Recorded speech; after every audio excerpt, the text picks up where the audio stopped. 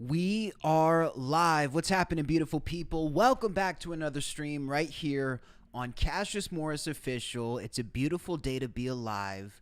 I feel like it's always a good day over here in Thailand. It's always summertime, always sunshine, always good energy. We got to run with that vibe for tonight's live stream. By the way, huge shout out to all the new people who've been tuning in. Just wanted to send a huge amount of appreciation to all the new followers on Instagram, all the new subs here on YouTube. We're about to hit 100,000 subscribers, and evidently the new content is resonating. The new content is working.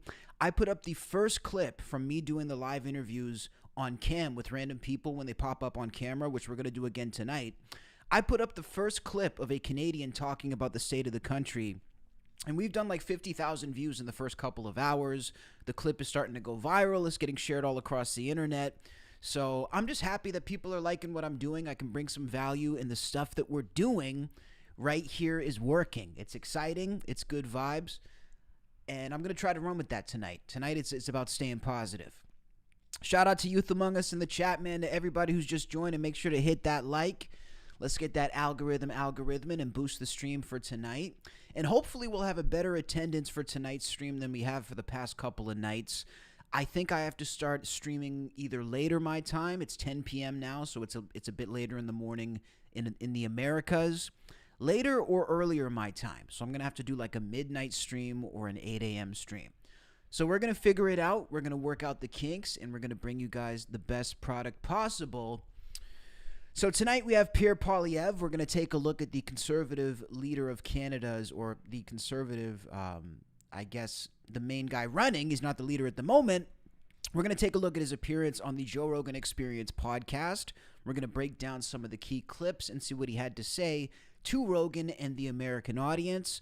Then we're going to hop on cam and speak to people in Canada, live and direct, unfiltered, unscripted interviews, to talk with them to see how they feel about Pierre Poilievre and the way the country is going. I think it's going to be cool to watch these clips and then jump into interviews with actual Canadians on the ground. We're going to look at Shia LaBeouf, his new video of him melting down in Rome. We have Justin Timberlake, the DUI video. So we got tons of shit to look at on tonight's stream, and we are just getting started. I got to pull up the Paul Stanley audio for the next stream. Shout out to my Kiss fans. We are just getting started.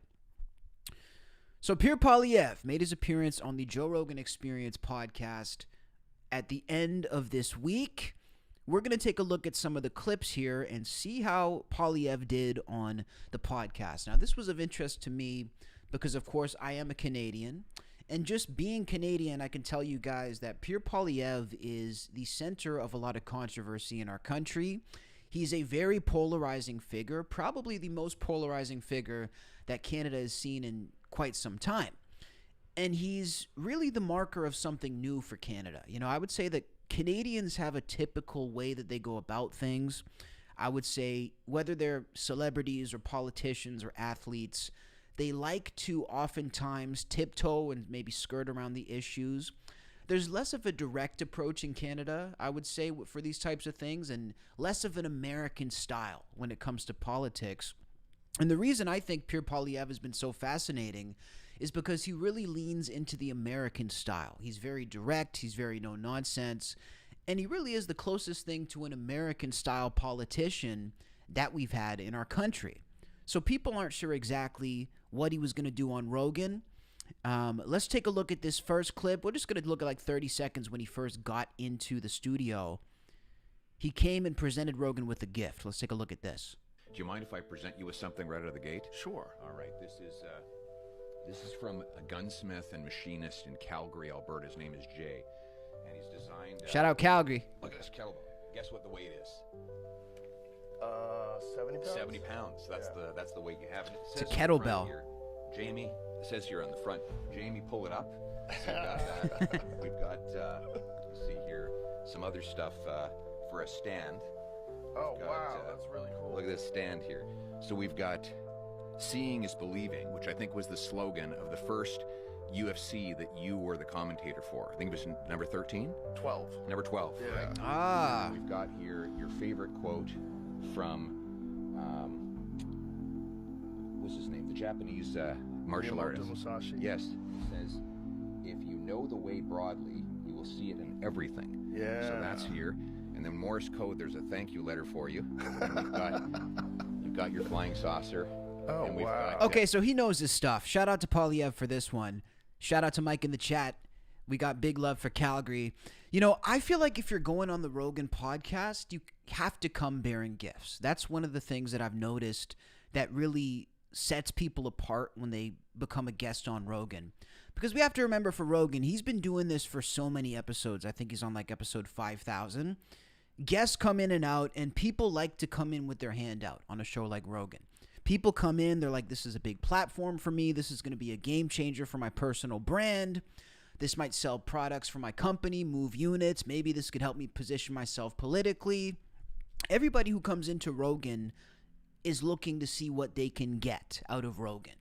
And to me, the guests that he has a great rapport with, and the smart guests on his show, are the people who actually come bearing gifts. And this is a pretty thoughtful gift too. It doesn't sound like he really knew the details of this. I think maybe he has like interns who found out like what Rogan likes, his first or second UFC. I mean, that's would probably be the most likely case.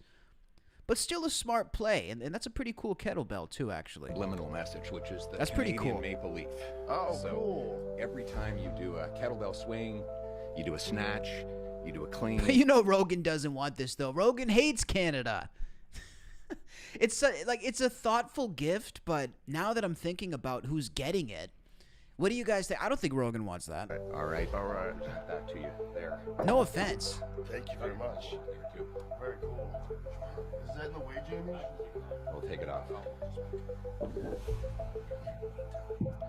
So, I saw your. W. Poilievre, though. That's pretty cool to come bearing gifts. Okay, so a pretty decent start. Now let's hop into the main clip. This is the clip that we're all waiting for, where they talk about the tariffs on Canada and Trump's comments about us becoming the 51st state. Now, this has been something, again, just to give a bit of context from a Canadian perspective, this is something in my country that has caused a huge amount of unrest for most people. It is something that people have been greatly insulted by, and it's something that I haven't seen. You know, I've never really seen an issue unite Canadians like the opposition to the 51st state. This is a very rare instance of something that everybody got on board together to be against. And this was right before I moved out of Canada, just for, again, a little bit of context of the story. Right before I moved away, this was when Trump really started amping it up with the 51st state talk, amping it up with the tariffs. And again, usually people in Canada are very individualistic. I think there's a good sense of community in a lot of different places, but in terms of the whole country, I think we're quite splintered. You know, you will find very tight-knit pockets of different provinces and different cities, but again, we're more or less a nation of strangers, especially today. But what I saw before I moved away was like everybody coming together, and I will never forget it. All the American products on the shelves were not selling. You would see a full shelf of American drinks or potato chips, whatever the case may be. And I was even doing a sampling at a liquor convention right before I left. Just a little side gig, because you know me, I'm always doing side quests. And the top thing people were asking me was, are any of these brands American? Because if they're American, I don't even want to taste them. Canadians banded together so much during this time to oppose tariffs, to oppose the 51st state. And it's something remarkable, the likes of which I have never seen in my entire life as a Canadian. So this is a big issue, and this is the issue that, as somebody back home, we were waiting for Poilievre to talk about these issues. We were waiting to hear him speak about this on Rogan, so let's hear what he has to say. I'm quite interested. The Joe Rogan Experience. That's what disturbed me the most about when Trudeau was running the country, that I didn't feel like. I felt like he was manipulating people with woke politics and ideology, and that it was just this weird slippery slope that people were falling down where they're losing rights and you're losing your ability to express yourself. And Right. it just really disturbed me, because I always felt that Canada was like one of the freest places and one of the most open-minded places. and it just I didn't understand how it could fall so quickly. We still, we are a free country and we are a democracy. Oh, whoa, Pierre, come on, Pierre. Come on, Pierre. Let's not stretch the truth now. Canada is still a free country. I mean, that's a stretch. I'm going to let the clip play. I'm not going to interject too much, but let's not pretend like people aren't going to jail for speech. Let's not pretend that people aren't losing their jobs for not saying the right pronouns. Let's not pretend that I was not locked in my house for 11 months because I wouldn't take a COVID vaccination. Like, let's not get ahead of ourselves, Pierre, and I know what you're trying to do. Poilievre sees himself as the ambassador for Canada in the anti-woke left. So he's seeing himself as like going to the conservative space in America. He's the conservative party leader. He needs to represent our country. I understand where he's coming from. He doesn't want to go on Joe Rogan and say our country's a pile of shit.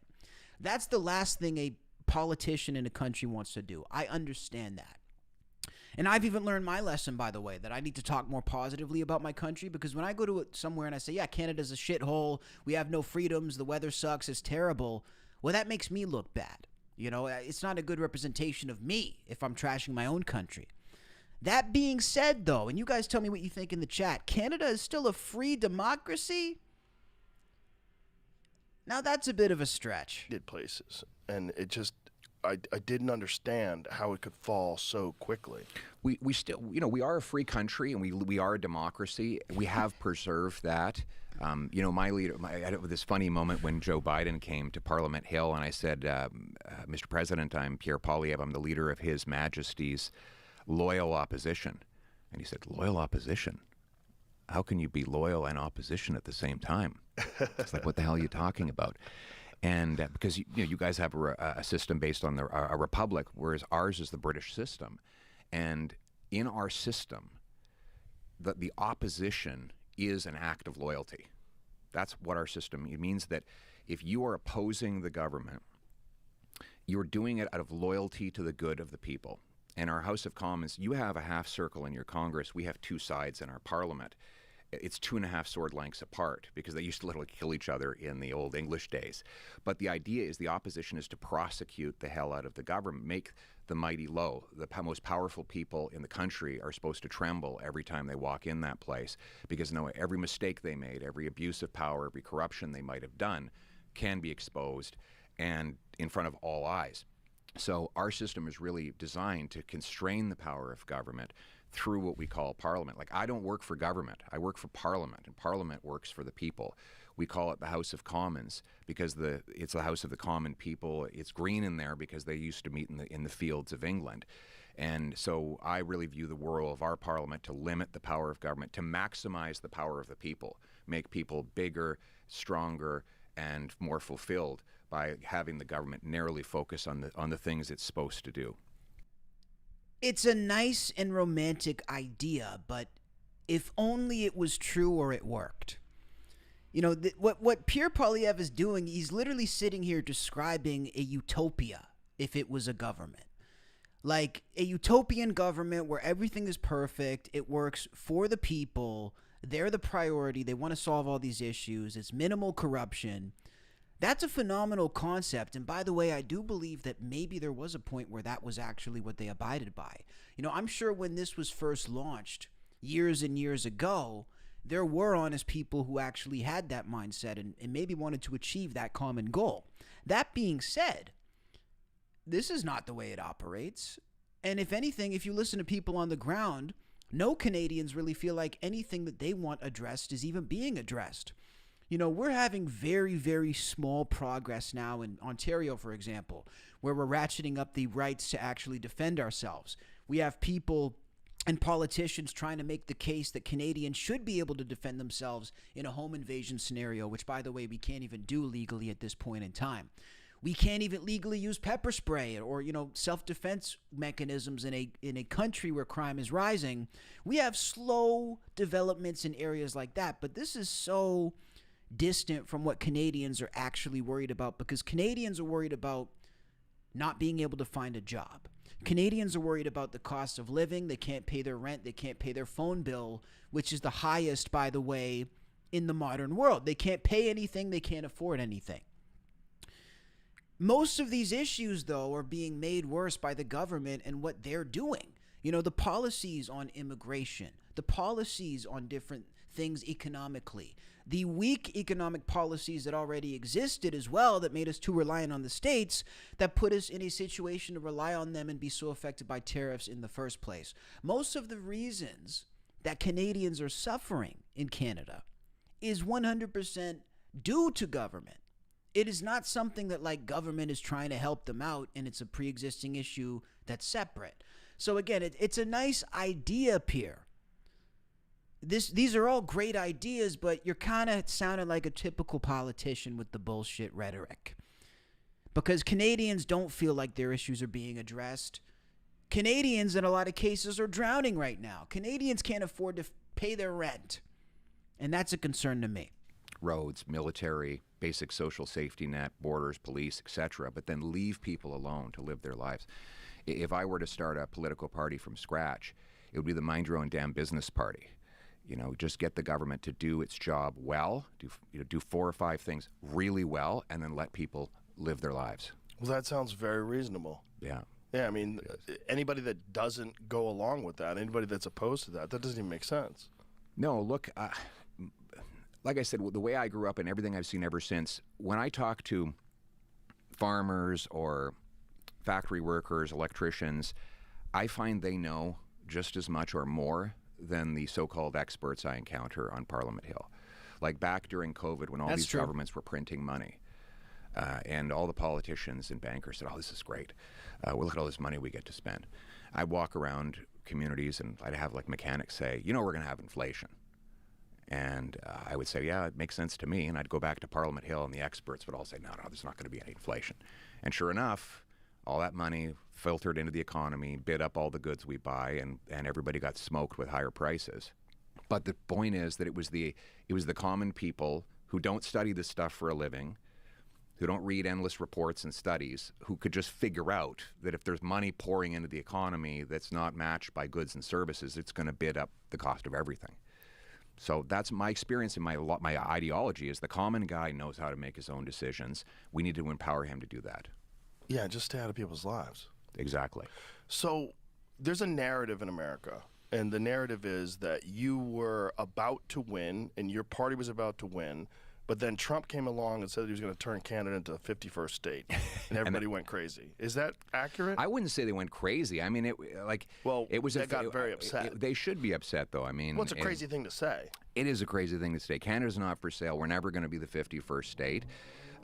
We love Americans as neighbors and friends, but we want to be uniquely and we want to be sovereign as Canadians. It's our country. It's where we grow up. You're a patriot as an American. I'm a patriot as a Canadian. It's where my grandfather arrived. It's where our collective ancestors put on military uniforms and sailed to fight wars. It's where our grandkids are going to live. We're very proudly Canadian.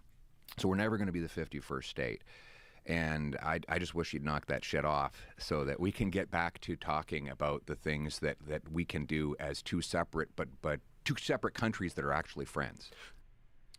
Yeah, this is obvious, and it's so cringeworthy to me that this even needs to be explained. Like, any sovereign nation should not have to explain why they want to remain a sovereign nation. I think it's pretty obvious why people would be proud of what they have, and it's almost insulting to us to make us explain this.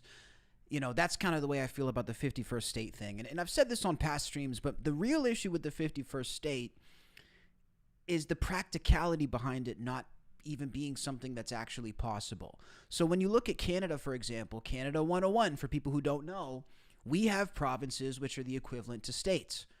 And each province has its own provincial branches of government. They have their own branches of leadership that run things in different ways. We have different financial systems in place for different provinces. We have different work systems in place. Everything is different in each province, just like things are different in each state. You know, things are different in California versus New York. It's the same in Canada with our provinces. It's not like it's one big thing. So that's why I literally laugh when people talk about Canada becoming a state, because it shows a lack of basic understanding of what Canada even is. It functions as a country in a very similar way to America when it comes to the state level. It's provincial. We have provincial government. We have provincial leaders who decide things differently for each province. So the concept that you could make a landmass of this size with different branches of leadership a state legitimately makes zero sense when it comes to functionality. And that actually is where I think it would fall through. It wouldn't even be possible to oversee the entire country of Canada as one state. It is too large, it's too diverse, there's too many different branches. It just doesn't make any sense. And I agree with Poilievre when he says Trump should knock this shit off. It's a stupid idea, and it's an insulting idea. And it's one of the low points for Trump. You know, I think Trump has had a number of low points in this latest term. This is one of his lowest points. It's one of his stupidest ideas. I happen to think Donald Trump has a lot of good ideas, to be frank with you. But I think he also has a lot of bad ideas, and this is one of them. What do you guys think about the 51st state? I mean, we also talk about Alberta separatism. Alberta has considered separating. Now, that's a concept that could actually work. See, if you were to make a province a state, that tracks. That would make sense because you could actually run a province like a state. Running a country like a state, it makes no sense. It's just a stupid idea. So I agree with Poilievre here. Let's run that back one more time. State, and everybody went crazy. Is that accurate? I wouldn't say they went crazy. I mean, it was. They got very upset. They should be upset, though. I mean, well, it's a crazy thing to say. It is a crazy thing to say. Canada's not for sale. We're never going to be the 51st state. Elbows up. We love Americans as neighbors and friends, but we want to be uniquely and we want to be sovereign as Canadians. It's our country. It's where we grow up. You're a patriot as an American. I'm a patriot as a Canadian. It's where my grandfather arrived. It's where our collective ancestors put on military uniforms and sailed to fight wars. It's where our grandkids are going to live. We're very proudly Canadian. So we're never going to be the 51st state. And I just wish he'd not. Yeah, we're only going to be the 51st state of India, by the way. I love how he talks about how he's so proud of Canadian nationalism and he's so proud of our heritage when they're actively literally wiping away the heritage of the whole country. And that's just a fact. People can get mad at me for saying that. I don't even care anymore. I've reached a point with all that stuff. Look, if anybody wants to tell me I can't have an opinion about my own country, that's not going to fly. Let's throw that in there just to be intellectually honest, okay? How are you going to sit here and say that you want to protect this? This is where our grandkids are going to live. You're not going to have any grandkids. It's going to be people from other countries. At the rate Canada's going, there's not even going to be Canadians in 40 years. So how does that track with taking care of our sovereignty? Canadian. So we're never going to be the 51st state. And I just wish he'd knock that shit off so that we can get back to talking about the things that we can do as two separate but two separate countries that are actually friends. Did that really have that much of an effect up there? Like, did people take him seriously? I think at first everyone thought it was a joke because we've always had these jokes like, you know, one day we're going to take over Vermont and Detroit should be part of Canada and all that stuff. But then he kept saying it, and you know, it became a lot of people got upset about it, and I think understandably so. Understandably, yeah. I mean, it's a crazy thing to say. It is a crazy thing to say. Yeah, people were mad when this happened in Canada. Like I say, it was right before I moved away, and I remember feeling the anger like it was palpable in the air. And honestly, I'm not exaggerating. At that time in Canada, if you were to have worn a MAGA hat walking down the street, and let me just add this too, before Trump started with the 51st state, he had a lot of support in Canada. This is something a lot of Americans don't actually realize, but I can tell you as a fact, especially in Alberta, Donald Trump had a lot of support from Canadians. I would even go as far to say that maybe not anymore, but the majority of Canadians actually supported Donald Trump because I think they were hoping that Trump could really improve America and it would improve Canada by proxy. He had a ton of supporters to the point where I would even frequently see Make America Great Again hats in Canada. I'm not exaggerating. I would often see people wearing MAGA hats in my country, which I found interesting and odd, perhaps, but that's what we saw. Fast forward to the 51st state and the tariff times. If you were to have worn a MAGA hat walking down the street in a major center during this time, during the height of the 51st state talk, there's a pretty good chance you actually would have gotten knocked out. I am not exaggerating on this. The anger, the resentment, the venom towards the United States, I don't think has ever been to the level that it was during this time. And people were fed up. People were pissed. So I think that, like, we can't even overstate how angry people actually were at this time. But then he kept saying it, and it became a lot of people got upset about it, and I think understandably so. Understandably, yeah. I mean, it's a crazy thing to say. It is a crazy thing to say. I talked to him on the phone about it. It was like so funny. He's like, at first I was joking, but then people were like, it's a good idea. Like, that's not a good idea. What he's saying that, I can assure him of that. But and the tariffs aren't a good idea either. We should get the tariffs out because there's so much we could be doing together as neighbors and partners if we got rid of those tariffs. I think what are the biggest problems in America today? Affordability, security. And we can help with both. We knock the tariffs down. Let's look at affordability. We got the fourth biggest supply of oil anywhere on Earth. You guys pay a huge price discount for our oil because we're effectively, all our infrastructure to ship it is north-south. And it's a very unique heavy oil. So we accept, unfortunately, and for now, a price discount on the oil we send you, which can translate into more jobs and paychecks, but also lower energy prices. You've got $5 a gallon right now in lots of places in America. You're buying, I want to produce more so we can sell 2 million more barrels of Canadian oil into the U.S. market. And then there's housing. You've got huge housing pressures on young people. They can't afford a place to live. We're the biggest supplier of lumber for home building of any country that exports to the United States. We've got very low cost but high quality softwood lumber we could be shipping. Or the best-selling truck in America for 45 years now is the Ford Series.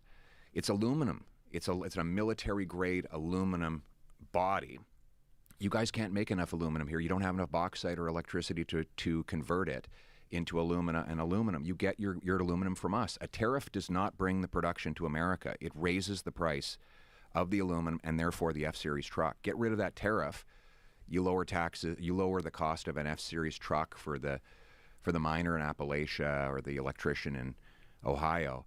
And that's just on the affordability side. There's a lot we can do with our minerals to make the continent a hell of a lot safer as well. So I think it's in America's interest to come towards a tariff-free deal and trade freely as friends, and that will be good for both of us. I don't know about all that. I mean, look, at the end of the day, I agree on the concept of that. But for me, it really comes down to this. Canada put themselves in a corner due to their lack of diversity in trade, due to their lack of different international partners, and basically due to mismanagement. That is the only reason that Canada was able to be put in a corner with these tariffs. So it's a nice idea to talk about all this stuff now. And really, I'm not super moved by what Poilievre is saying on this episode so far because he's giving us a lot of nice concepts. The only issue with these concepts is that they don't work, and they haven't worked out the way he's saying because there's lots of reasons behind that if we go ahead and unpack each one. So ultimately, it's our own fault that we ended up in this situation. So to blame everybody else, to point the finger and not take responsibility, I don't think exactly works. And really, instead of trying to clamor back to the USA and get, what little remaining friendly partnership we can get from them in terms of trade, I think Canada would stand to gain a lot more. And I'm no economics expert. I'm no government tariff expert. I'm none of that. But I do think Canada would stand to gain more by diversifying their international trade and their relations with other bigger countries. That would probably put us in a better position where we're not beholden to the states, because we are in this situation because of our own mismanagement. And that's even a criticism. Look, as somebody who stands to pay, well, I don't live there anymore. I would have had to pay more in Canada because of these tariffs for a lot of things. Does that make me happy? Absolutely not.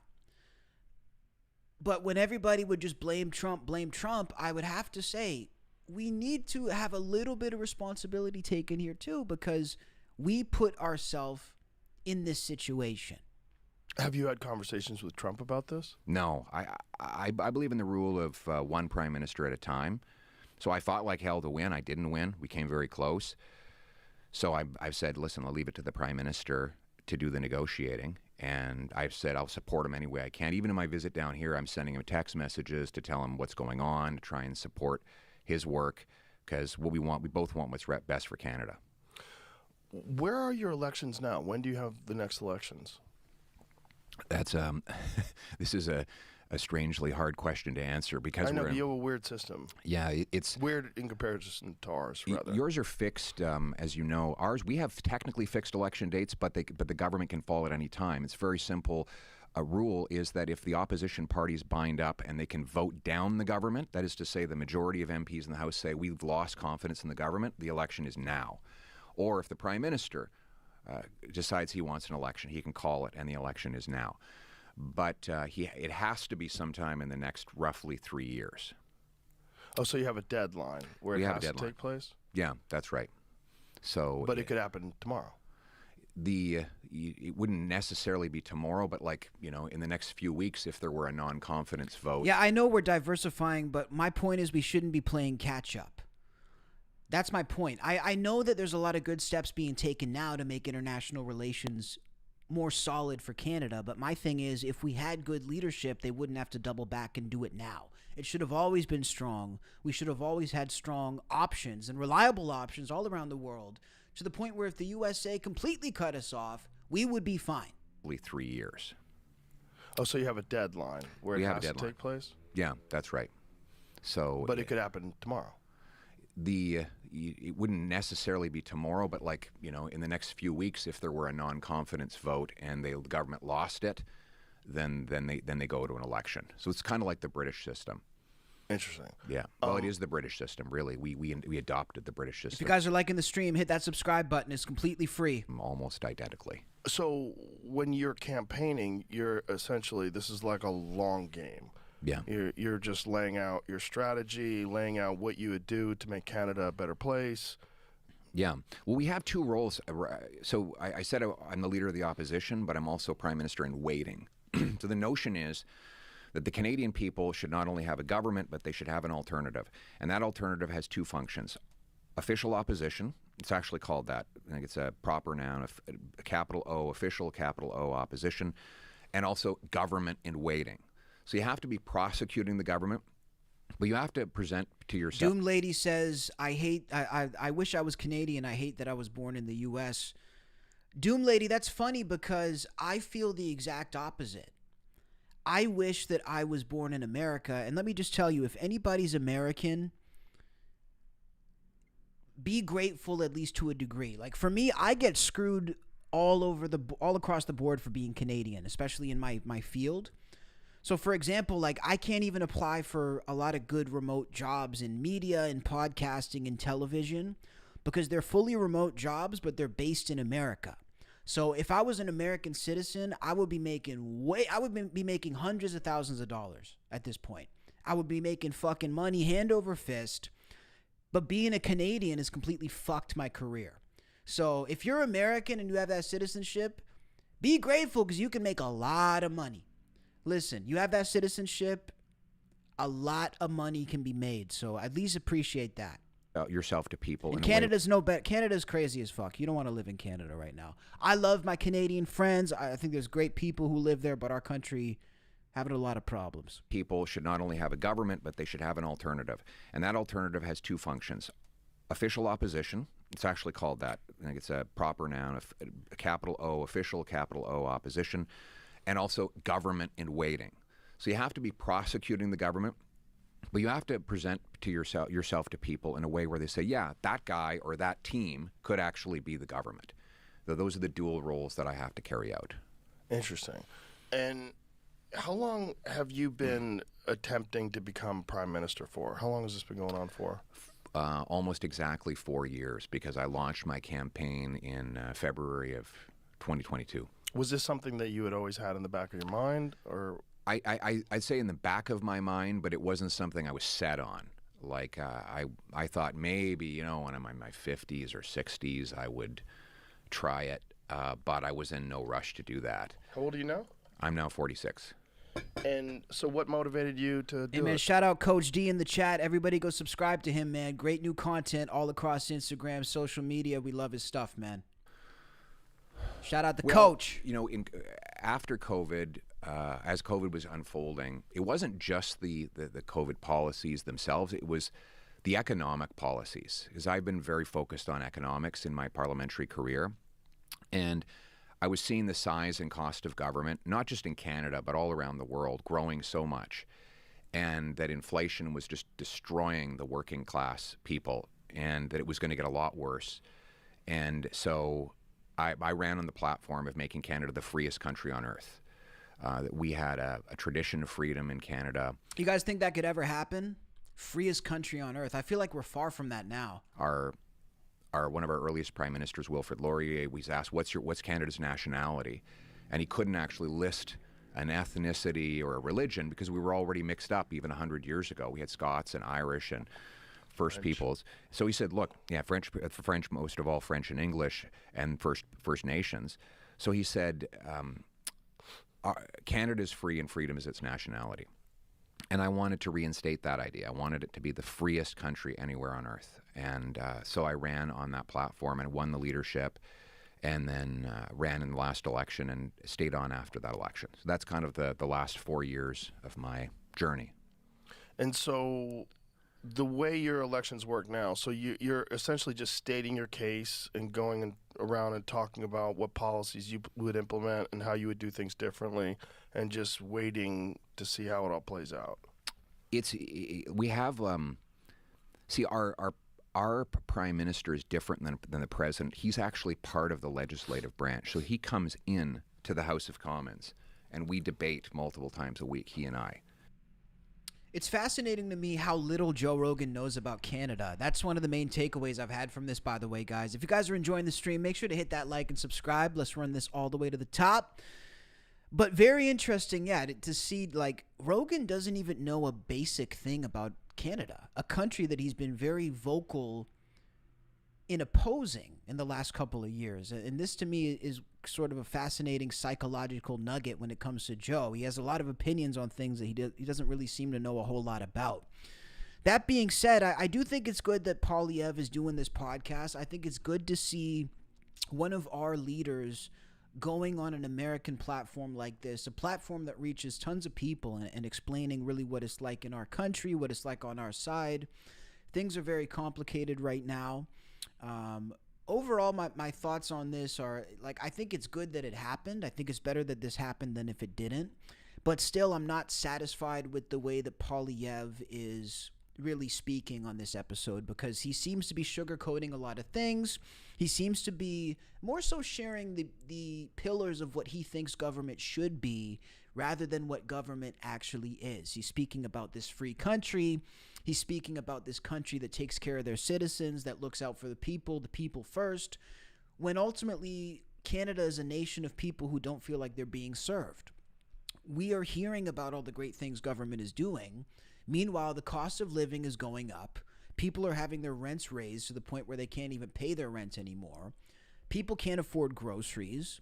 Basic items like chicken breasts and blocks of cheese have been now considered luxury items that people don't even buy at the grocery store anymore. Bacon, basic items now are luxury items because everybody's broke. People will never own a home. I'll never forget when I left Canada, I remember thinking, that's funny. I don't know anybody who owns a house.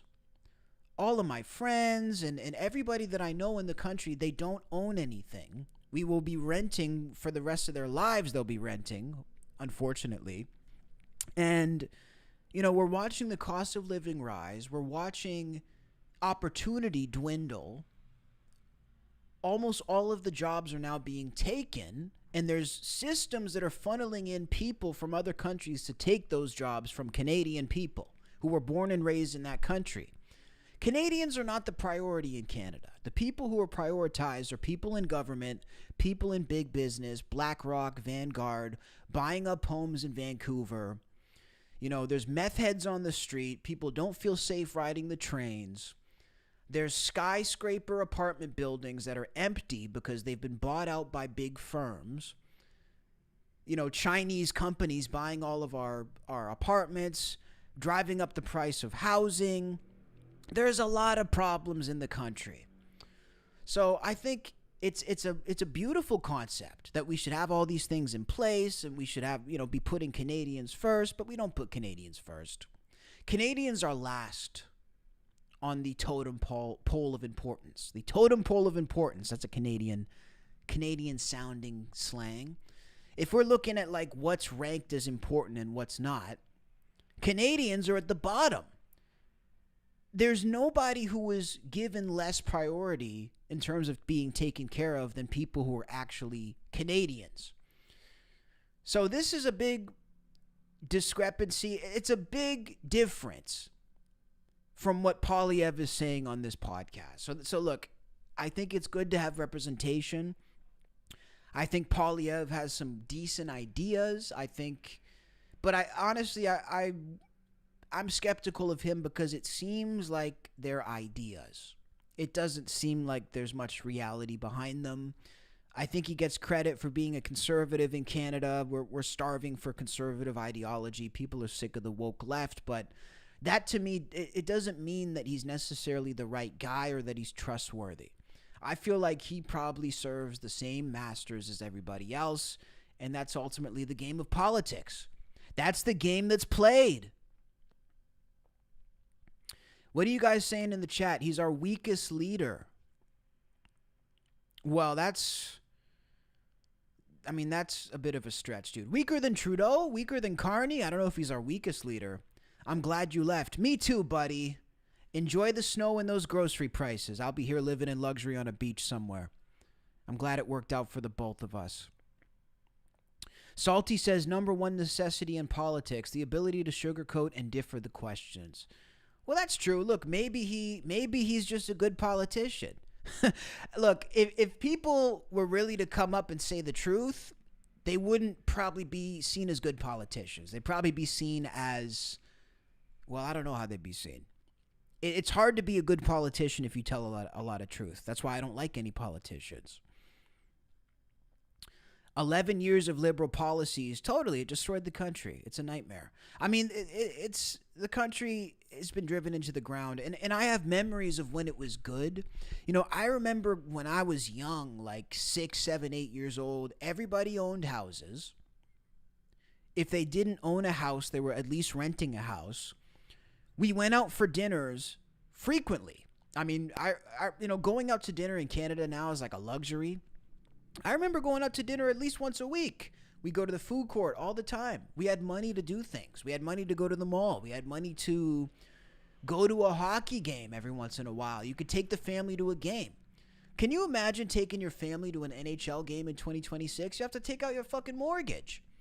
How many thousands of dollars is it going to cost to take your family to a hockey game in 2026? How much is it going to cost in Canada to take your family to the goddamn movies? See, this is what we've been robbed of. When people try to tell me about, I should be more understanding, or I should be less hard on government, or I shouldn't go so hard on this stuff, you don't know what we've been robbed of if you're talking like that. Evidently, I think the people who are in tune with it do know, like a lot of people feel the same way as me, but I think the privileged people who are like, oh, it's not that bad, you don't know what it's like to struggle to pay the bill. If you're talking like that, you don't know what it's like not to go to the movies with your family because you can't afford it. You don't know what it's like to, you don't know what that's like. And that's what we've been robbed of. We've been robbed as a country in Canada of our national pride. We've been robbed in a lot of ways of our dignity. We've been treated like we're stupid. You know, we get lied to. We get told that woke ideologies are something to abide by and live our lives by and model our society by, when most of them are flimsy at best when you start looking at their reasoning. We've been told, you know, to blindly believe and listen to the government at every turn. We were told that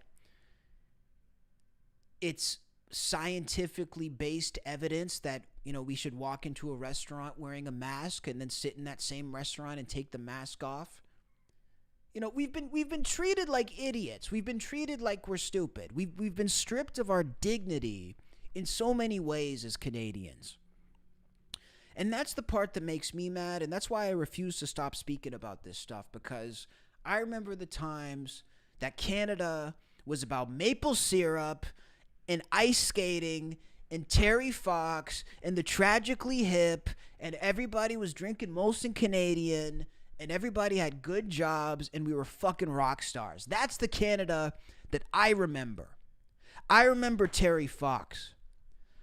I remember pancake breakfast. I remember the Calgary Stampede. I remember the golden ages of this country. We're talking about a great nation. And when I look at the way that we are regarded today, Canada is characterized today, the perception that we have around the world, and also the way that people feel inside who live there, this is not the Canada that I know. And I can't believe that we've been robbed of that. I can't believe that we've been cheated out of that, the promise of the future that we could have in that environment. It's been stripped away. It's been completely stripped away. We've been raped.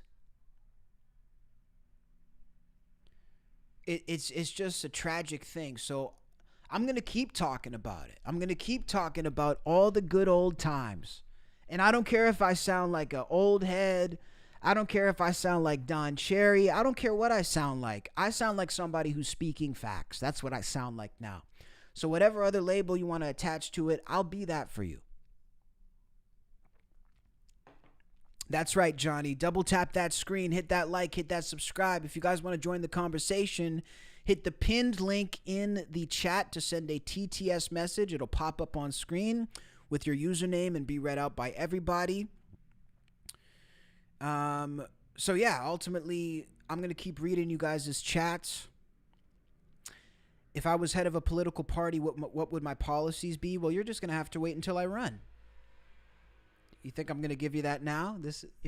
Let's not get ahead of ourselves. We'll get there when we get there. Let's hop on cam and interview some Canadians. So I want to interview some Canadians. This is live. These are completely unscripted interviews. I want to see what Canadians feel about Pierre Poilievre. Let's go ahead and take a listen to what people are going to have to say, and let's just do it, man. So I'm going to have to hide my screen in between interviews, because this is like a chat, what do you call it? Like a chat roulette type of site. So you get a lot of like creepy fucks on here. So when we find a legit person, we will put them on cam. W's in the chat, guys. Live interviews.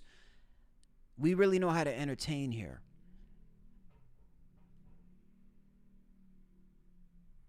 We know how to entertain, ladies and gentlemen. So let's see. We got the roulette going now.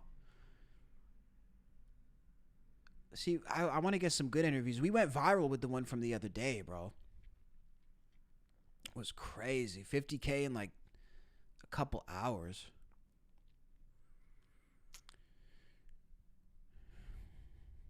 What's happening, brother? Good. Oh, hell no. What the fuck, bro? Come on. Come on. The first person is taking a shit. We're off to a flying start, ladies and gentlemen.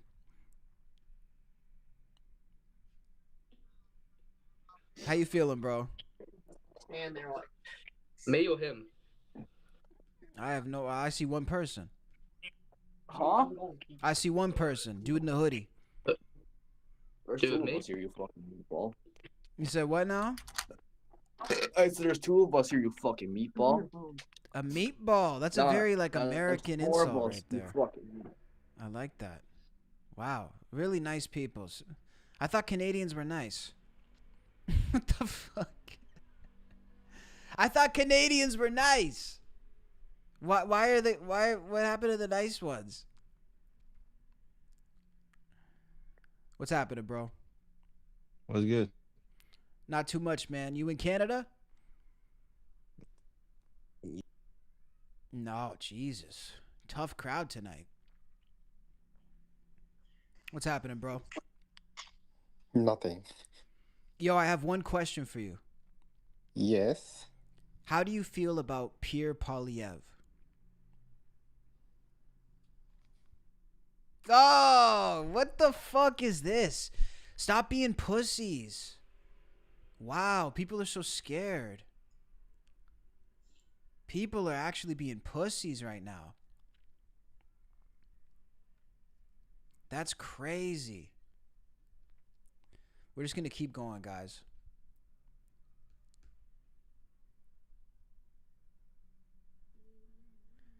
Yeah, I skip anybody under 18. That's why I skip. So it might take us a minute to go. Like, by the way, get your fucking kids off the internet, parents, please. If you're a parent, get your fucking child off the internet. You should be ashamed of yourselves. If I ever found my kid on this app, I would beat his fucking ass within the confines of the law. I would, figuratively speaking, I would beat their fucking ass if I found my kid on this app. Let's keep going, bro. We're going to get a couple of good ones. If you want to get on with me, you can hit me on Instagram. Actually, let me see. How could we do it? Yeah, give me your Instagram in the chat and you can get on in the chat too. This is random people. Oh, that's a good looking guy. Who's that handsome fella? This is like Inception. This is like a whole different timeline now. All right, that was kind of creepy. Canada. I'm not gonna lie, that was a little creepy. Damn, where's all the good ones at tonight? Yes, sir. What's up? Can you show these? Nope. Holy shit, you guys. Damn, you guys, I'm really lucky I don't have the camera on. What's up, boys?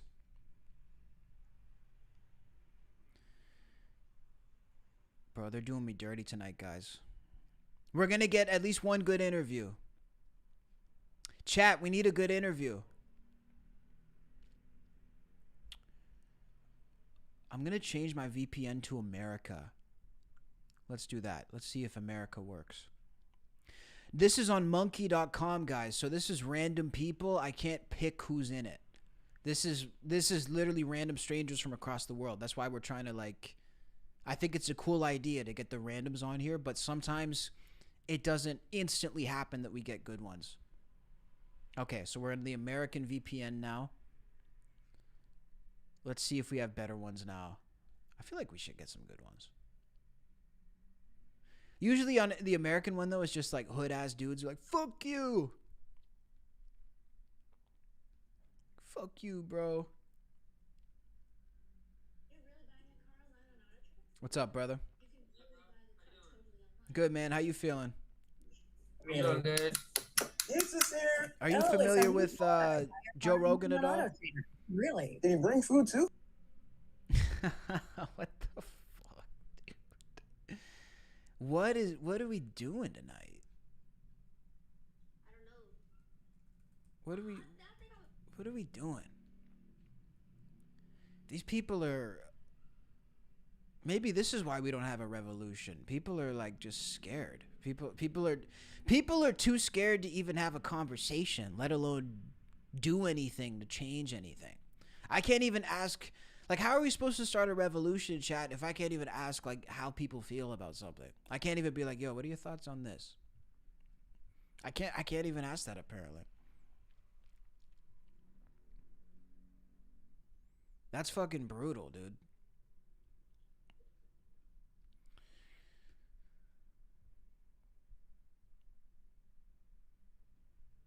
But we still live, baby. It's a chill Sunday night. Listen, we chasing that content. We're going for it. It's Friday then. Monday, Tuesday, Saturday. Hey, I'm a coward. Okay, I'll be whatever you want me to be, kiddo. It's Friday then. Bro says I'm a coward. Crazy.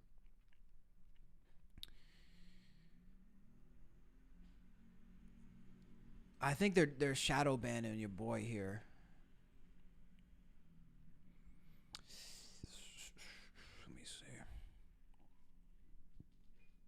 Let me see who we got.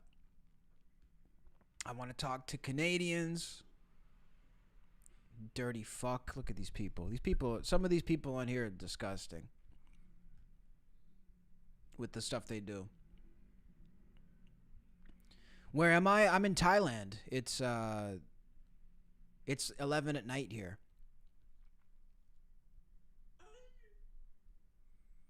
What the fuck, dude? I told you guys, man, I left Canada. It's like I'm not the type to complain. I just leave. I don't sit around and I don't squabble. I just literally leave.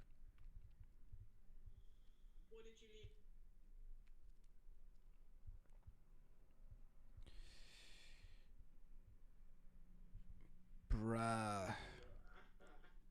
They're fucking killing your boy tonight. This is crazy. Guys, this is crazy. Give me one good interview. Give me one. We went viral yesterday. Give me one good interview. I'm not logging off until I get one good interview. What's good, bro? Right here. Yay, what's happening? Here. You're going to be the good interview? What up, man? I guess. What we interviewed him about? How you feeling, man? Where are you calling from, first of all? Shit, I'm in Aw, come on, dog. These people are fucking lame.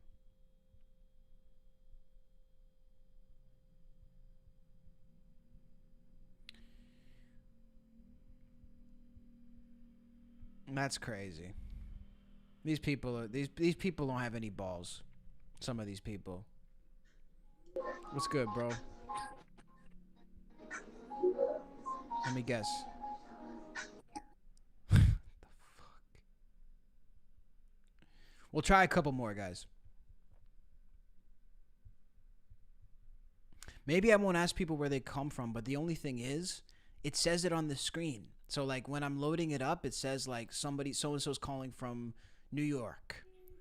So-and-so's calling from here. So I didn't think it's controversial to ask them where they're calling from. Why is that controversial?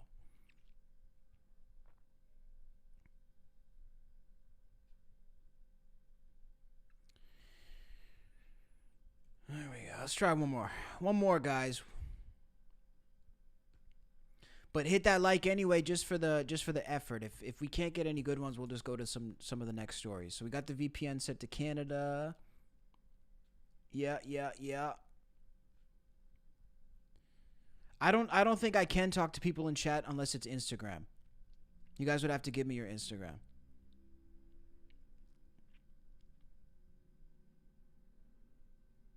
Okay, I'm getting Canadians now. Yeah, they are scared, dude. People are scared. People, I think, in life nowadays are scared. I think it's like people are afraid of cancel culture now. I do think that's what it is. Like, and honestly, man, the way that I speak on my shows, I do understand this is a way that most people do not speak publicly. Like, most people would be terrified to actually say the shit that I say on here. Like, I be saying some shit. I wake up some days and I look at this. I'm like, I said that on stream last night, bro. I'm wild as fuck. Like, I don't even know why I say some of this shit.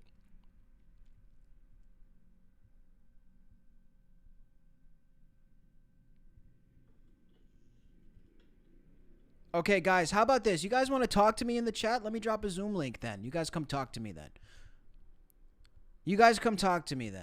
Let's give this a try. I will drop a Zoom link in the chat. Let me do this now. Zoom link. We'll start a new meeting. Yeah, we'll do one at a time. So if you have to wait, you have to wait. We'll drop the link now.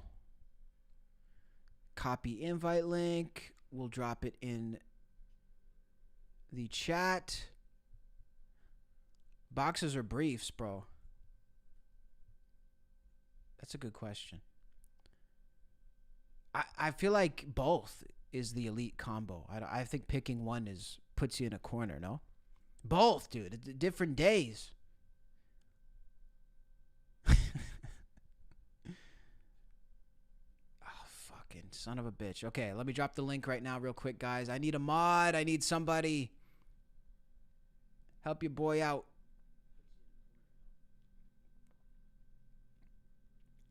Okay. Here's the link. Let's talk.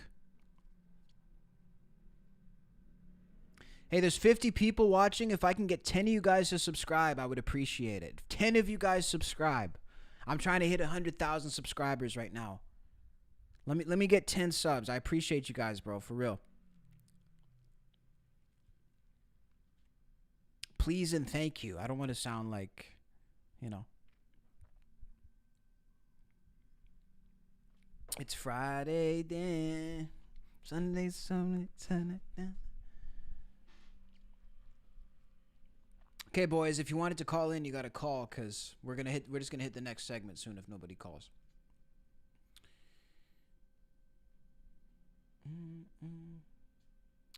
Yeah, the live interviews are tough because sometimes I get gold, and then other times I get killed. It's crazy. Like it's literally like there's no in between. These live interview segments are either fucking gold. Like we literally had the meth head call in the other night. The first dude I talked to was sitting there with a meth pipe. I get the whole interview. His life as an addict. He's talking to me about all this shit. Like we either have a prime night or we just get killed on these interview streams. And the one in person the other night was no better. So I feel like it depends on the vibe of what's happening. On who's out there. What my questions are, too, are really important. Salty subbed weeks ago. You're a real one, Salty. Thank you, man. How far am I from 100K subs? I have like 77,000 right now. So we're still working our way there. Damn, dude, you have me start a Zoom and you're not clicking it now? Like, what are we doing, bro? What type of bullshit are we doing right now? What's up, Beastie? How you doing, brother? Beastie joins mid crash out. I'm in the middle of crashing out, and I said, "Hey, Beastie, what's up? I'm happy again." All I needed was Beastie. We've been waiting on you, Beastie. We've been waiting on you. Okay. One last attempt, chat. One last attempt. Give me a Canadian to tell me about Poilievre so we can get the answer. And if they don't want to do this, it's up. We're just going to the next story. Next story. Oh, my VPN's not even on, dude. Come on, bruh. Okay, somebody's in the chat.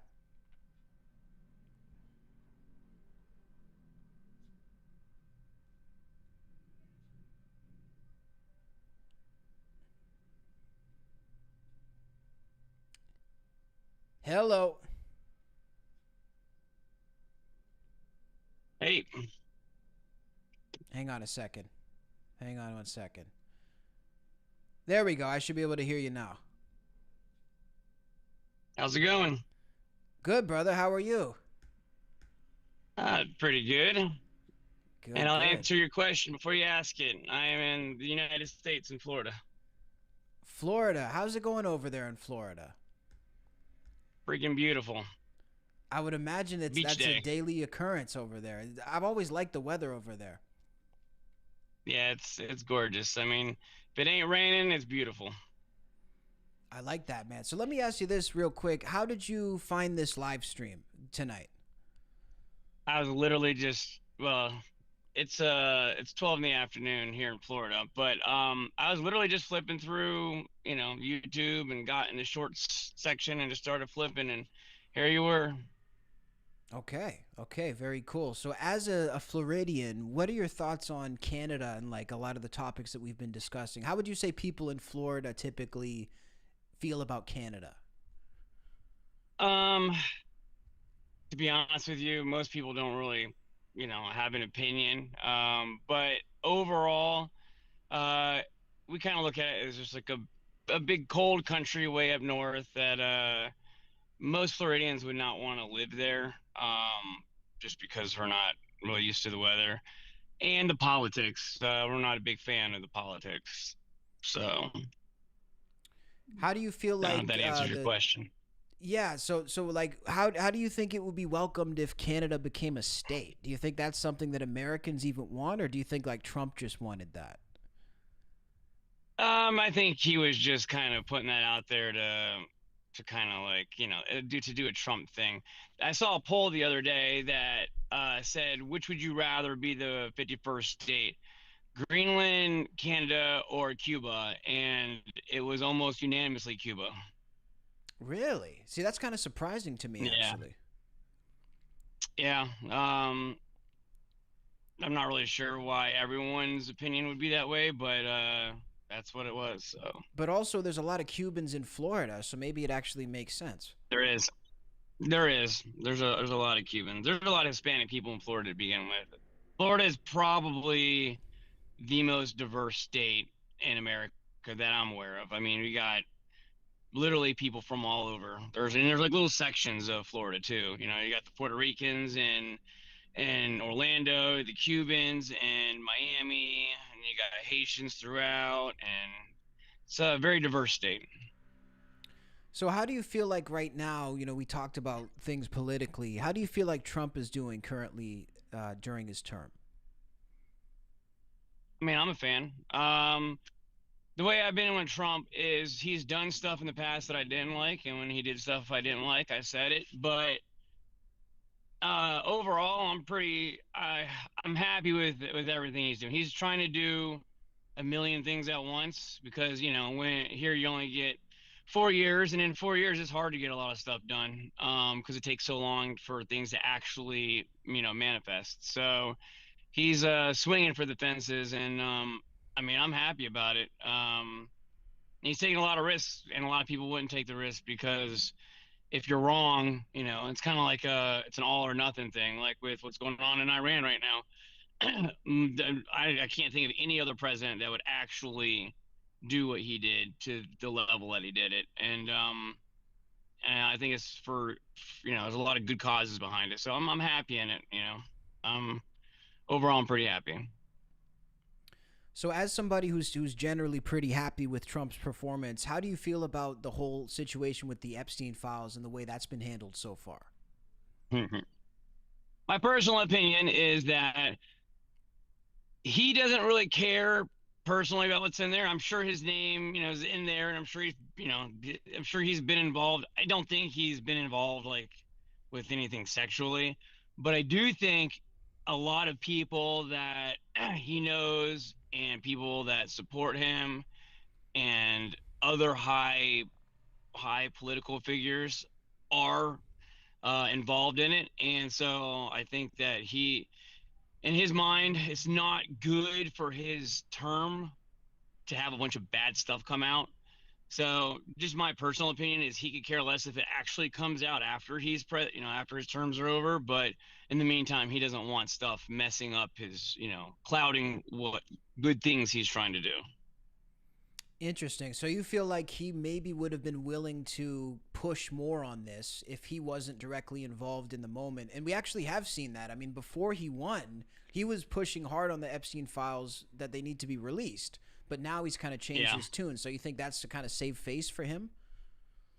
It's not even save face. He just doesn't want it clouding up he wants to project the good thing. He's the most boastful person, least humble person in the world. He wants to highlight all the good things he's doing, and he's doing good things, and that's just his character. He's literally the least humble person in the face of the planet. But because of that, he doesn't want to highlight any bad things that are going on. Like, oh, this guy was caught sleeping with these kids, and don't get me wrong, I'm the biggest advocate against anything, related to minors. I don't even like the whole sex trade shit to begin with. But he if someone were to call out like, hey, this person and they were guilty of X, Y, and Z, it's just more bad shit for him to face right now. I But don't that's think he kind of cares about messed up, facing though, bad isn't shit. it? It is. I mean, it is, but I don't know. Maybe he's just hoping that he can it'll all come to fruition at some point. He can just kind of keep it hidden until he can get through his next, 2.5 years. I mean, it's already been what, 10 years now? How long has it been since Well, the whole time it's it been about first? 10 years, yeah. Yeah. So what's another 2 years maybe? I mean, I'm not speaking for him, and I'm not trying to say it's right because, Right. anytime something bad happens, it should be taken care of right away. But maybe in his mind, he's thinking, if that doesn't come to light now and mess up the good things that I'm trying to do, maybe I can get more good things done. And then afterwards, who cares? Because, that's just my guess from the Yeah, sidelines. from like a political strategy standpoint, I think that would actually make a lot of sense. But like that's why I take such issue with it, because at least for me, and maybe I got duped. I've said it before, but like I was hoping that one of the true things he was saying was that he was going to come in and oppose a lot of those people in power who were doing stuff like this. He was going to maybe even drain the swamp. And again, it's a talking point. Maybe I got fooled. But I was hoping that he would come in and kind of get rid of a lot of these people, and it seems like he's protecting those people. So that's why it bothers me. So my opinion is that he had all the good intentions in the world. Same thing with Elon Musk. Same thing with a lot of people that go there. But once you're in DC and you see how things actually work, you realize the good intentions you have, you can't actually do those things for whatever reason. And that's the fucked up thing about the two-party system. I say two-party system because independents never win. But is that you, unfortunately, if you ever want a shot at being president, you have to bend the knee to certain things. There's like a minimum amount of shit you have to deal with that goes against your character and your personal opinions. Otherwise, you'll never be president. You'll never be in Congress. You'll never be you'll never get in. They won't let you in. It's just that's a known fact that and it's unfortunate, but the powers that are already in there won't let you get in unless you know meet a certain criteria. And Trump was fortunate; he didn't need a lot of political backing because he had his own money for the most part, and he had a lot of donors and stuff that were not political. Um, and he had the support of the people. So, he was able to get in without doing a crazy amount of stuff. But I have a feeling that once you're in there and you learn how the system works and you learn some crazy stuff, that there's certain stuff I'm sure you just can't, I'm going to get in there. I'm going to, spill the beans about everything. Then you get in there and you learn that whatever the case might be, if you do spill the beans about everything, something bad might happen, like, to the world. I don't know, and I don't have all the answers, but I can imagine it's not as black and white as people make it seem. Man, you're speaking absolute facts, and I feel like Trump is a good example of that. I think the best example in recent times is Kash Patel, and Dan Bongino is another good example. Like when you look at the clips of them and the promises they were making coming in and how much they've changed their tune, the only thing I can think, again, not being an expert either, is that they must have seen or heard or tripped across something that told them, you guys are going to have to change course, and you're going to want to do it for a number of reasons. You nailed it right on the head. Right when they came in, and they literally, I saw it in them too. And Dan Bongino lives right here, like literally 20 miles south of me. Yeah, I was wondering if you were close to like Mar-a-Lago and all that stuff. Yeah, it's all. I work in West Palm. Right now I'm in Port St. Lucie, but I work in West Palm. So I actually literally one day I was curious. Right after the Epstein stuff happened, I was working out there, and I drove down that street just to see, and you couldn't see nothing. It's just a fence or gates that were put up. But yeah, a lot of that stuff goes on here. Mar-a-Lago's right there, and a lot of conservative people have moved here. I mean, like literally, I've been to and I've been by all of the properties from. I don't know if you follow Patrick Bet David at all, but Yes. him, Ben Shapiro, and then you got Dave Rubin who lives down in Miami now. It's all a lot of that stuff's moved down here. Um, but yeah, a lot of that. There's a lot of stuff like that here. But when that all happened with Dan Bongino and Cash Patel, literally you can see it was crazy because they were all for it, and I believe them. I still believe that originally they were all for it, and then all of a sudden their whole demeanor changed when they start getting questions. It's like they learned something, and all of a sudden they couldn't. It's so sad because you could just see like the defeat in their eyes, like Yeah. they were, they're there, they're going to release everything, and they came across something, or somebody told them something, and now you could see that they're being forced to lie, or to downplay it or cover it up or whatever. And that's why I think that whatever they learned was something that basically they were being, in my opinion, this is just what I think. I think that nobody knew when they got there. And then over time, as I started going through all those files and started learning names that were in the file, that they were basically told, listen, we can't let this stuff come out right now because it will hurt our movement. So we're gonna have to find a way to downplay it for a couple years. And then when it comes, that's just my opinion. I don't know why. I'm pretty certain of that. It's from the day one. As soon as I saw it, I was like, damn, man. It didn't seem like anyone was guilty of anything. It just seemed like they wanted to expose it until they learned what exposing it would end up doing. So I could be completely wrong, but no, I mean, and that's look, at the end of the day, believe. this is just a conversation. Like, the idea of these streams is like a conversation at the cookout, at the barbecue, Thanksgiving. Like, this isn't experts. This is just people who are citizens sharing their thoughts. So I appreciate you saying that. Were you born and raised in West Palm Beach? No, right here in South Florida. I was born in Port St. Lucie, and I've lived all over South Florida. Would you say a lot of people knew about Jeffrey Epstein in that area of Florida before the story really popped off? Never heard of him. Really? Okay. So he was just another rich, anonymous dude. Nobody would have really known what he was doing. No. Yeah. I mean, unless maybe you're in part of those circles down there, But, I'm pretty familiar with most of the, famous people or, that live here. And there's a lot of famous people live in Florida. Everyone from John Travolta lives in Ocala to, you got, a lot of rappers and stuff, live in Miami. And you hear all the names, but I've never heard of Jeffrey Epstein before, before all this came out.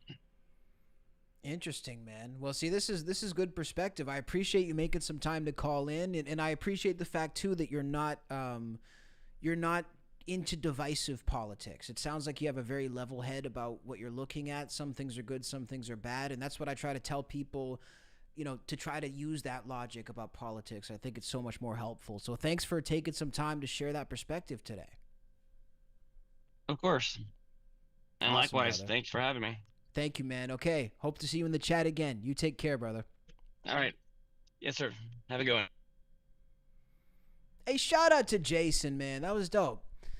Super cool interview. I left it with a smile on my face. And I don't know if you guys could tell. For a second, I was fixing to debate this guy. There was part, because I wasn't sure where he was going with the Epstein thing.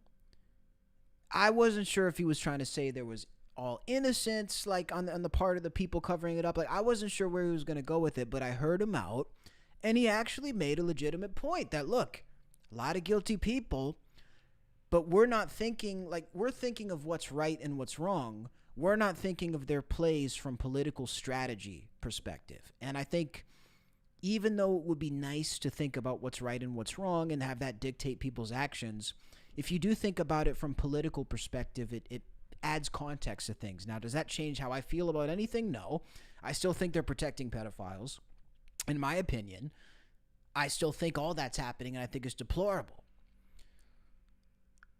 But yeah, I mean, if you're looking at it not from a moral compass, like these people clearly are not, and you're looking at it from like a branding perspective, then yeah, it makes sense that you would hide it. That connects with me in terms of logic. Doesn't make it right, but logically it makes sense. Interesting to hear from Americans. Interesting to hear what people have to say. What's the chat saying, man?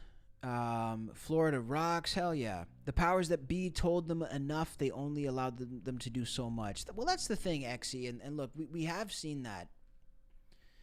How many times have we seen that too? You know, we've seen it a lot. I mean, people can only go so far. And Andrew Tate put it in a really great way. Now, Andrew Tate, not necessarily someone I go to for my world views, to put it lightly. But this one thing he said about the world, I think, is like a rule that can really apply all across the board. And it was a super good point. When he said that you have 3 lives on this earth. 3 lives when you start tangling with big power. Your first life is your reputational life. So basically, they'll try to character assassinate you if you try to call them out. They'll try to call you crazy. They'll try to say you're unhinged. They'll try to say you're illogical, irrational. That's your first life. A PR death, basically. The second life is your ability to earn.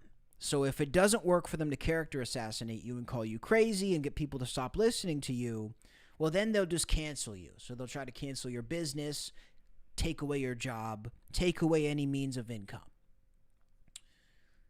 And if that doesn't work, then your third life is your actual life. The third life, well, that's right here.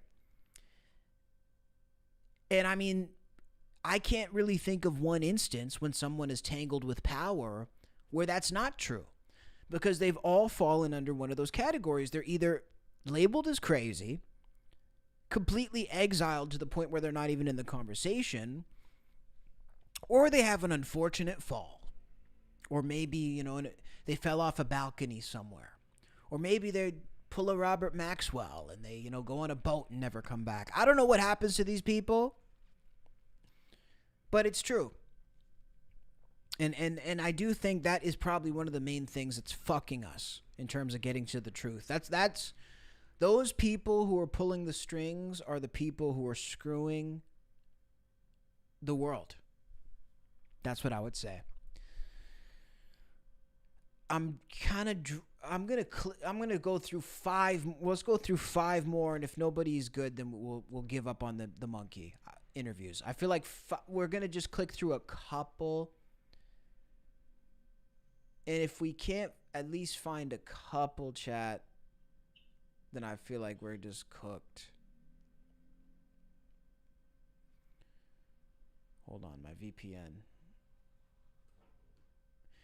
We'll do 2. I don't want this segment to drag too long, but I do want to get at least 1 more. Let's try 1 more, guys. You guys like these interviews, or should we go to a different story? I mean, you guys tell me if you like these or not. If this isn't fun, then we'll do something else.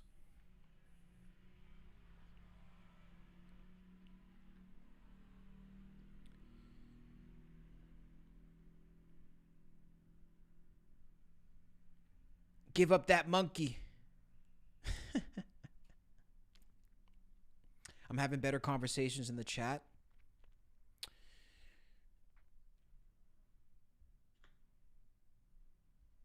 You like it? Talk to chat. Oh, what's up? What's up? There's a distinguished gentleman right there. Damn, you know what? Fuck these people, dude. What the fuck? Fuck these people. What is that? Who raised the... First of all, he probably doesn't know what distinguished means. That's probably the first... I think that's what the problem is. I think he doesn't know... He doesn't know what distinguished means.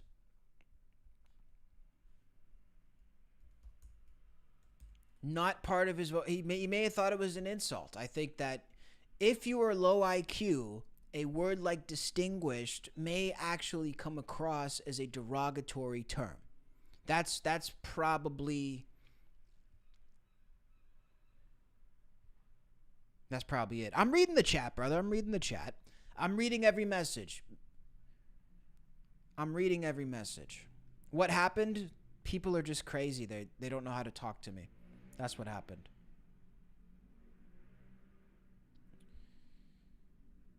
Let me see what we got here. That guy said yo, and then I skipped him.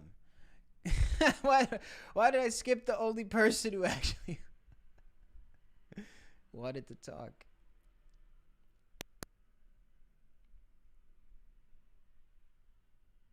But yeah, this is, I think we'll just go back to the next story.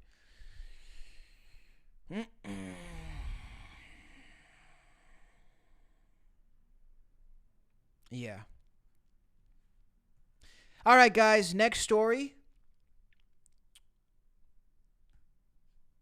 We're going to take a 2-second intermission. 2-second intermission.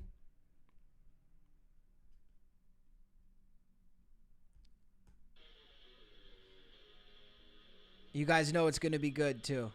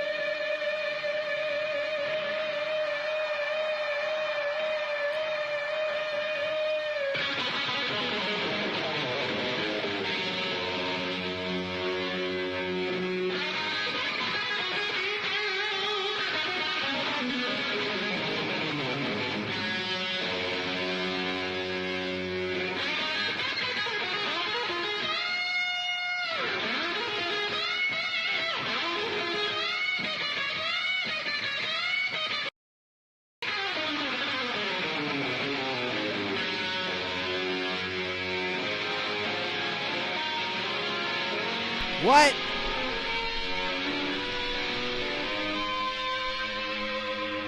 Rest in peace, the legend, man. Rest in peace, the legend, Ace Frehley, dude.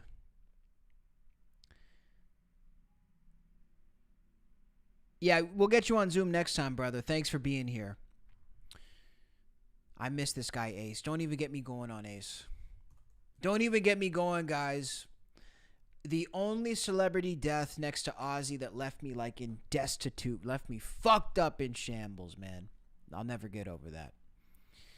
Hopping over to Shia LaBeouf. Now, this was the story that I was going to start the stream with tonight, guys, and I figured it was a little bit weak as a main headline, but it is still good to look at in general on the stream. So Shia LaBeouf is, I don't know how he's doing this. He's like zapping around the world. 1 second he's in New Orleans, the next second he's in Paris. I guess that's how you do it when you're rich.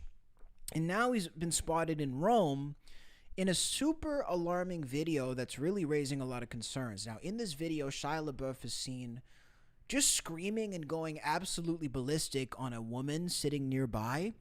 We're going to go ahead and watch this clip now. You guys tell me what you think. I have not previewed the entire clip, but I did see a moment of it. Let's try to wrap our minds around this. Shia LaBeouf. Hang on a second. What does that say in the chat? I'm a stagehand, and my friend is a stagehand and had his own band. I shared the video of Ace the Impersonator, and he loved it. Oh, thank you, brother. First cassette tape I ever bought was Kiss Alive 2. Okay, I didn't know we had Kiss fans in here. I did not realize. I was not familiar with you guys' game. Hold on, Shia LaBeouf. Why is that video so low quality? I want to get a good quality clip. Let's watch it here. Watch it on their website.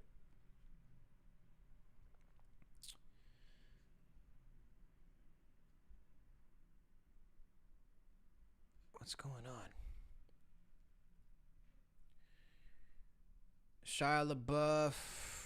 Yeah, that X clip was bad quality. I saved the link. But we want to watch a good quality one.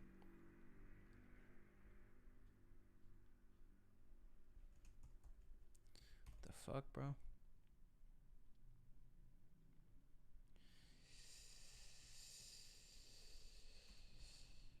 Ba-ba-da-da-da-da. Here it is here. They keep putting like fake clips or clips that aren't legit.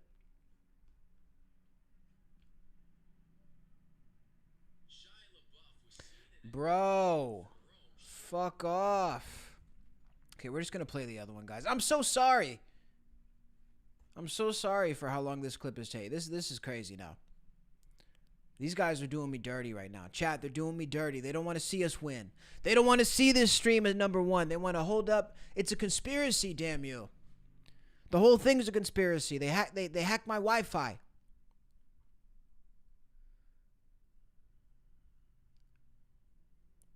I have been conspired against.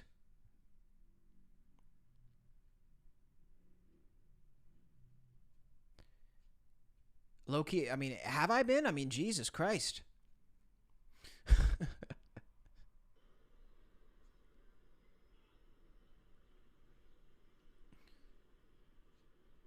So he's with this woman.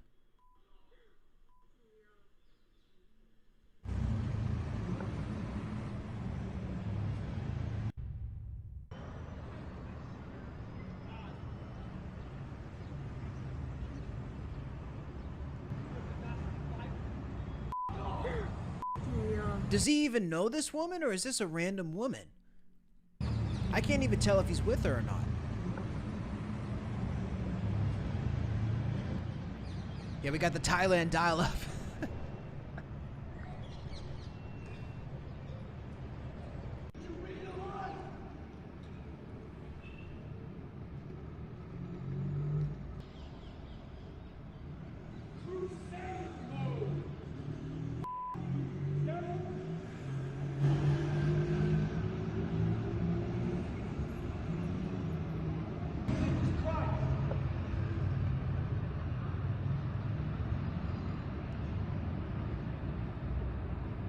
Huh.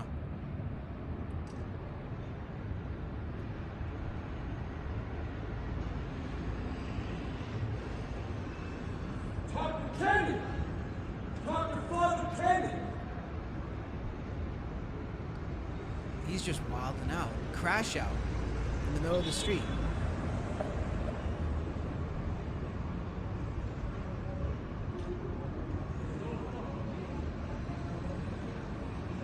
I love how Rome is so, like, messed up now that nobody even bats an eye, by the way. Like, Rome is such a fallen city that you can just walk around. It's like New York now. Like, you can just walk around screaming, shouting obscenities. Nobody's even going to notice you. You're going to blend in perfectly with the sea of criminals who are flooding into the city. Nonetheless, yeah, not a super flattering video for Shia LaBeouf. I mean, obviously a dude who's been going through a lot of things lately. It's not clear to me what the context is of this video. I wish we would bring back context. Like, I don't know if this was his girlfriend, like, TMZ doesn't report any context. They say a woman beside him in Rome. So I don't understand what that's supposed to mean. We have this other video here too. So this is, I guess, a new video of what happened in New Orleans. Another video of some stuff we haven't seen yet.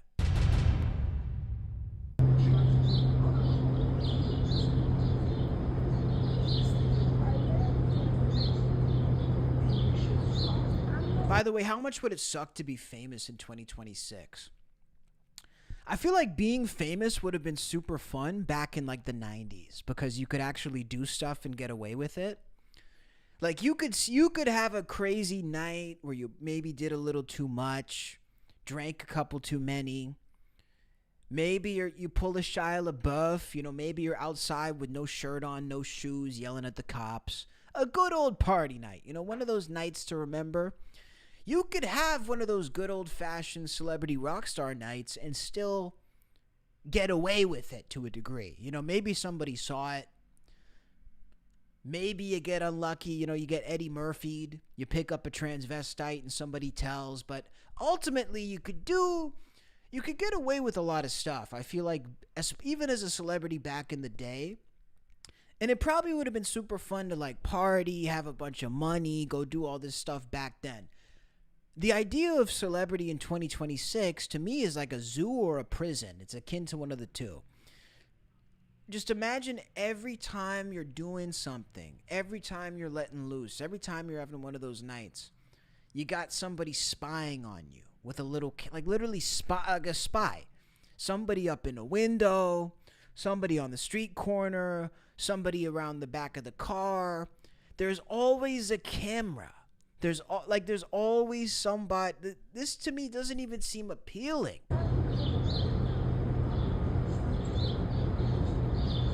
New Orleans, come on vacation, leave on probation. If you even leave.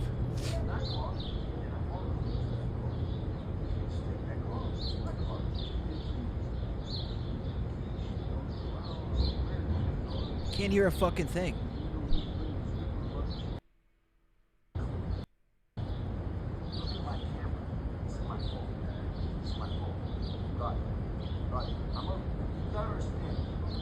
Shout out Harry.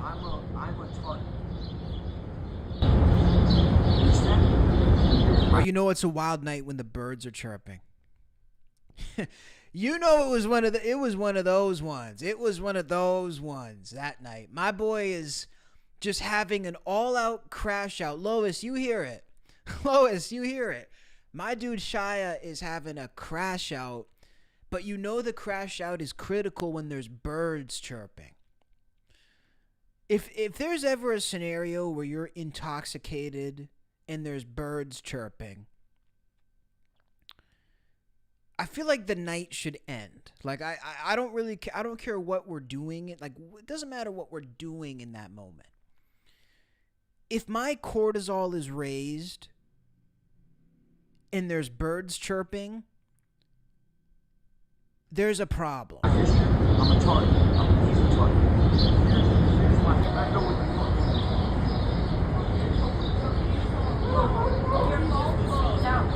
I'm a fucking 3-year-old.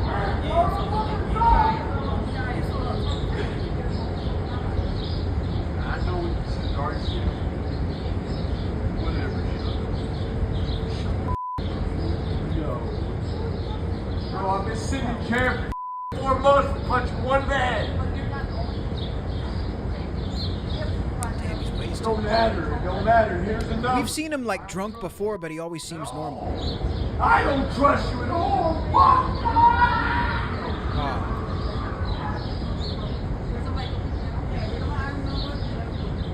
are you talking about? Okay. It's why I never call you. Okay. For nothing.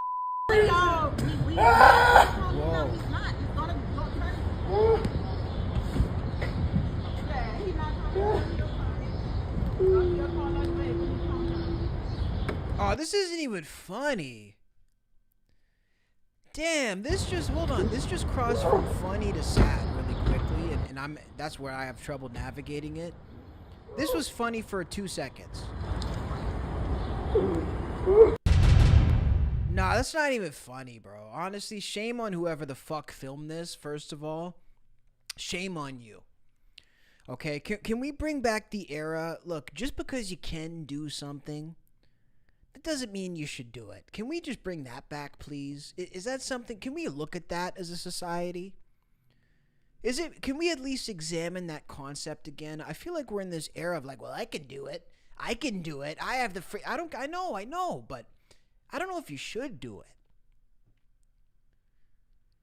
Like, why are we filming a guy? I don't care if he was in Transformers. That's great. He was in Transformers. Wonderful.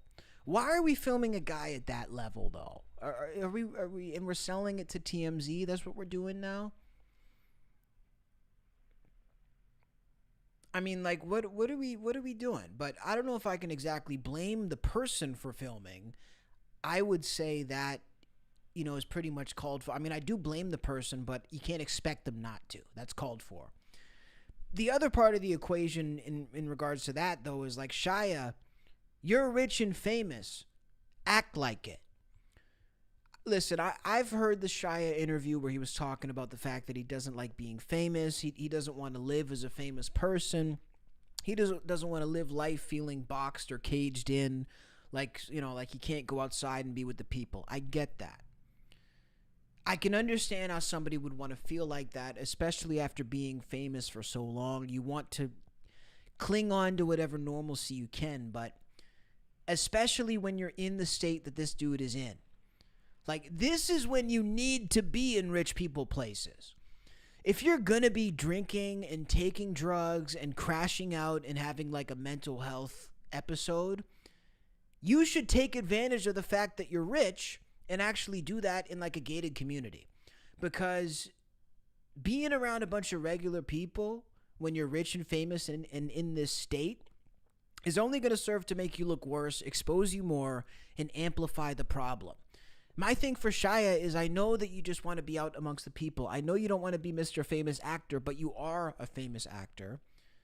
And this is going to do numbers when it comes to viral clicks if people keep getting you in this position.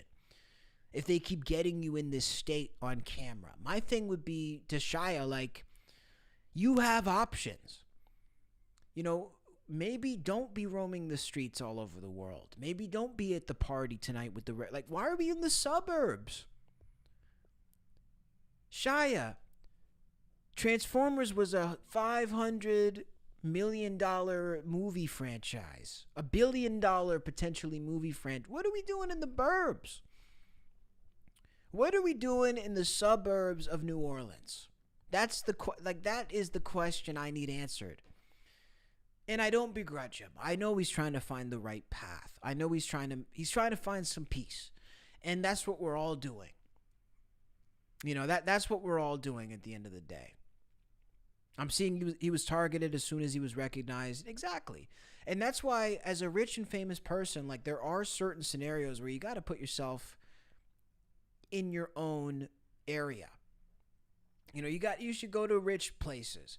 Go to places where a person with an iPhone who wants to sell it to TMZ can't even afford to get into. That's where you need to be. And preferably where Shia should be is not just a place like that. Like, I don't think he should be at the bar at Nobu. I mean, he should be in a treatment center. That much is clear. A dude like Shia should be in treatment. But at the very least, if you're going to crash out, do it in a respectable place. I feel bad for him, though. I'm not going to lie. Part of me likes the guy. Listen, I don't know. I don't know what it is. I don't know him.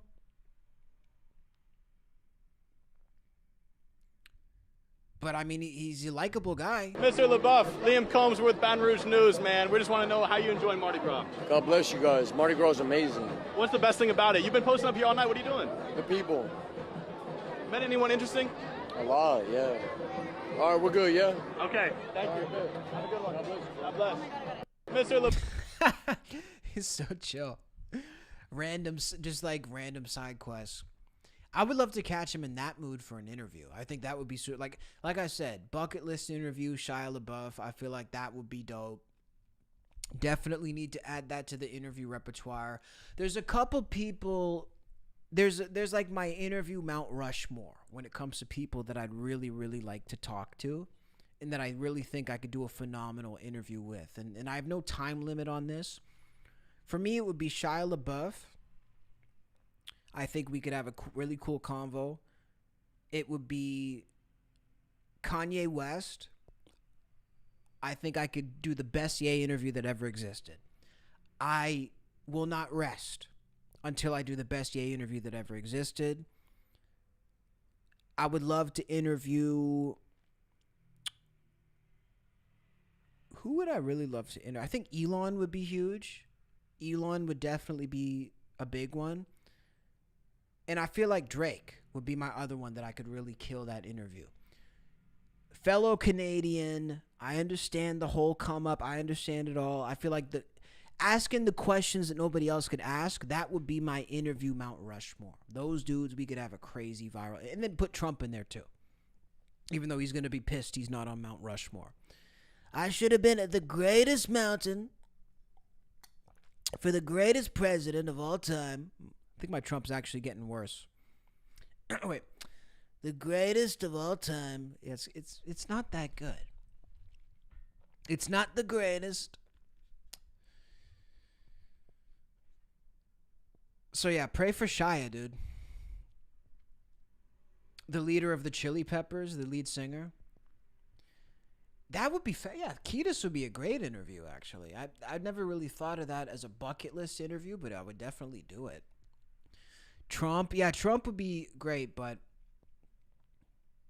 I tried to interview Trump before. I'm going to keep trying. I think for a lot of these, I'm going to have to get myself in person. Like it's really hard for me to reach anybody like that from my desk.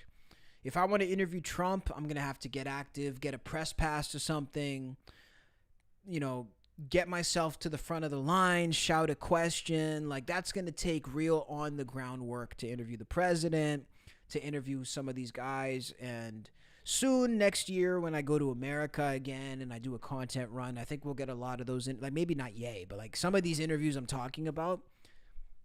Yeah, I think we'll get that. We'll get that.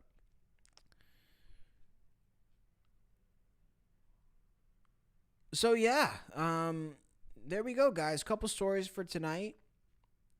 We're gonna hop back on tomorrow, but ultimately, let me know what you guys thought. We took a look at Pierre Poilievre. We took a look at the Rogan interview with him. Talked to a couple people on Monkey. You know, I feel like it was a fun stream tonight. I don't want to push it too far. I feel like we could probably go for a couple more hours, but maybe leaving them wanting more is kind of the vibe right now. I'm kind of feeling that. Mike says if his son Baron watches your chat, you got a great opportunity. He might recommend you. Yes, I've wondered about that. So that's been my two kind of potential connections with Trump. And I would love to interview Baron Salty. That interviewing Baron, actually, I would rather interview him than Trump. The Barron Trump interview would be a fucking banger, and that would go crazy. But ultimately, I would say I've had two connections. So I had a viral story that broke on my channel where Ace Frehley of Kiss actually came out. He came out as a Trump supporter. So that story, if you guys ever saw the story, Ace Frehley of Kiss supports Trump, that was an exclusive from my YouTube channel when I interviewed Ace. So that story broke. It became viral. I called the White House, the press room at the White House at that time, and tried to get an interview with Trump. And they did claim to pass the message to other people in the press room. Obviously, it didn't come through. That was my one connection I thought might have got it. And the other connection was maybe Barron, because Barron's a big fan of all these guys that I've worked with. I've been on Joey Diaz as a guest for multiple appearances. I've been on Corolla. I've been talked about on Rogan. I was like, does Barron know? Like, if Barron is a real fan of podcasting, he would maybe have known he might know who I am. There's a slim chance that if he was a Joey Diaz fan, Barron would know who I am. I'm under no illusions, guys. But any hardcore Joey Diaz fan, they're gonna know me. So those are my two potential openings, and also maybe the UFC. We'll see what we can do. I have a lot of connections with a lot of people. It's just about massaging those connections and making sure the connections come in a right way. Yeah, that desktop is bad, right? What the fuck is that? That's like giving me anxiety. And then I realize it's mine. Thank you for sharing the Andrew Tate video last week. My pleasure, brother. Thank you for watching, dude. Listen, if I'm providing a service and you guys are thanking me, that tells me I'm doing a good job, because it's me who should be thanking you.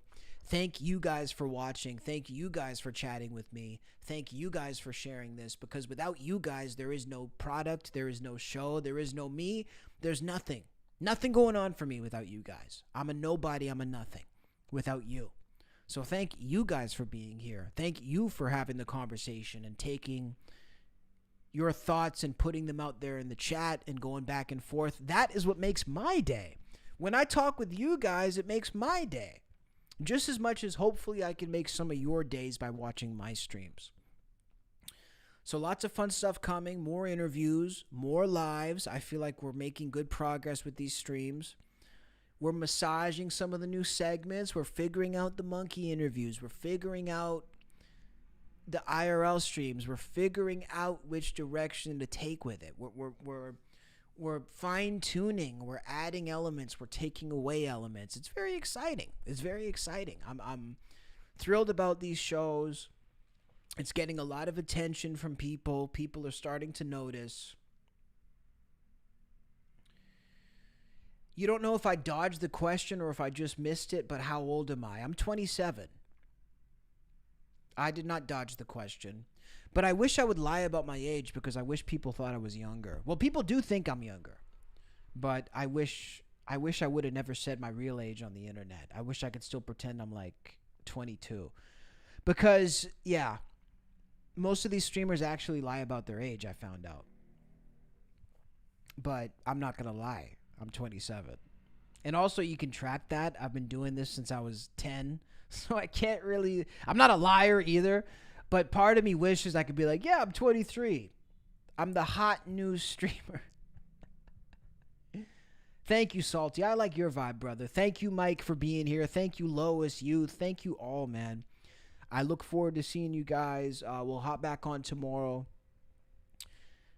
And just let me know what you guys want to see. Let me know, in the chat, in the comments, if you guys want to see more interviews with randoms.